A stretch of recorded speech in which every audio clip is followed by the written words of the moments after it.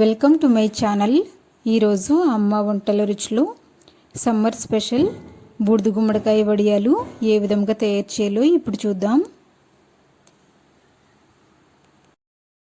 ముందుగా 3 నుంచి 4 కేజీలు ఉండేటటువంటి బూడిద గుమ్మడికాయని తీసుకొని బాగా కడిగి తుడుచుకోవాలి. ఇలా తుడుచుకున్న తర్వాత దీనిని చిన్న చిన్న ముక్కలుగా కట్ చేసుకుందాం. ఈ బూడిద గుమ్మడికాయను గింజలతో పాటుగా వేసుకోవచ్చు. ఇలా చూపిస్తున్న విధంగా చాలా చిన్న చిన్న ముక్కలుగా కట్ చేసుకుని ఒక బౌల్లోకి వేసుకోవాలి. ఇలా అన్ని ముక్కలను కట్ చేసుకున్న తర్వాత ఇందులో 2 లేదా 3 టేబుల్ స్పూన్ల కళ్ళుప్పును వేసుకొని అంతా బాగా కలుపుకోవాలి. ఇలా కలుపుకున్న తర్వాత మూత పెట్టుకొని అరగంట పాటు ఉంచినట్లయితే ఇందులో ఉన్నటువంటి వాటర్ మొత్తం బయటికి వస్తుంది. అరగంట తర్వాత చూసినట్లయితే ఇలా వాటర్ మొత్తం బయటికి వస్తుంది. ఇప్పుడు దీన్ని ఒక కాటన్ బట్టలోకి వడకట్టుకుందాం. తర్వాత దీనిని బాగా పిండుకోవాలి. ఇలా పిండుకున్న తర్వాత ఈ బూడిద గుమ్మడికాయ ముక్కలను ఒక చిల్లి జల్లెడ పైన పెట్టుకొని పైన ఏమైనా బరువు పెట్టుకొని రాత్రంతా ఓడనివ్వాలి.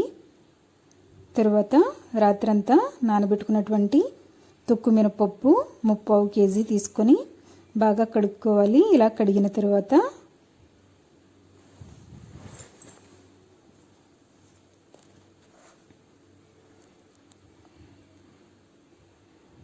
మిక్సీ జార్లో ఈ మినపప్పును వేసుకొని గారెల పిండి ఎలా అయితే రుబ్బుకుంటామో ఆ విధంగా కొంచెం గట్టి పిండిలా రుబ్బుకొని ఒక బౌల్లోకి తీసుకుందాం.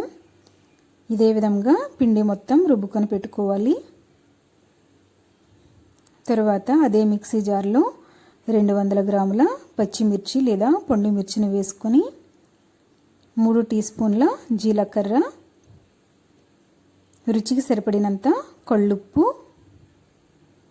కొద్దిగా తొక్కు చెక్కుకున్నటువంటి అల్లం ముక్కను కూడా వేసుకోవచ్చు. ఇది ఆప్షనల్, మీరు కావాలనుకుంటే వేసుకోండి, ఇష్టం లేని వాళ్ళు వేసుకోకుండా కూడా చేసుకోవచ్చు. ఇలా అన్నీ రుబ్బుకున్న తర్వాత దీనిని కూడా ఈ పిండిలోకి వేసుకొని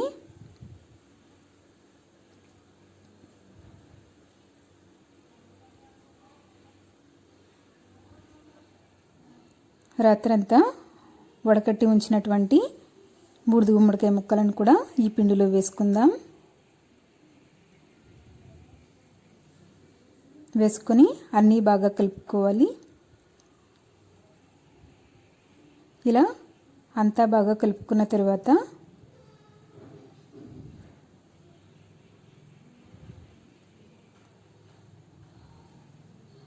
డాబా పైని ఒక పేపర్ని వేసుకొని పేపర్ పైన ఏదైనా కవర్ని వేసుకోవాలి. ఇలా కవర్ వేసుకున్న తర్వాత కాటన్ చీరను వేసుకొని చీర పైన ఈ వడియాలను పెట్టుకోవాలి. ఈ వడియాలను ఉదయాన్నే ఇలా ఎండబెట్టుకున్నట్లయితే మంచిది. ఈ విధంగా అన్ని వడియాలను పెట్టుకోవాలి.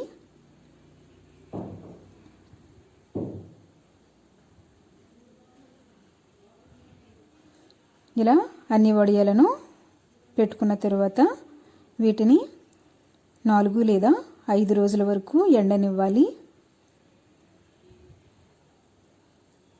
5 రోజుల పాటు ఎండనిచ్చిన తర్వాత వీటిని చూపిస్తున్న విధంగా తీసుకోవాలి.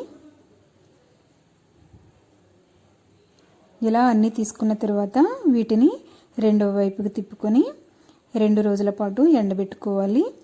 2 రోజుల పాటు ఎండబెట్టుకున్న తర్వాత వీటిని ఒక డబ్బాలోకి వేసుకొని సంవత్సరం పాటు నిల్వ చేసుకోవచ్చు. ఇప్పుడు ఈ వడియాలను ఎలా వేయించుకోవాలో చూద్దాం. స్టవ్ మీద డీప్ ఫ్రైకి సరిపడినంత ఆయిల్ వేడి చేసుకోవాలి. ఆయిల్ వేడైన తర్వాత ఈ వడియాలను ఎన్ని కావాలో అన్నీ వేసుకొని లో ఫ్లేమ్లో 2 వైపులకు తిప్పుకుంటూ వేయించుకోవాలి. ఇలా 2 వైపులకు గోల్డెన్ బ్రౌన్ కలర్ వచ్చేంత వరకు వేయించుకున్న తర్వాత వీటిని ఒక బౌల్లోకి తీసుకుందాం.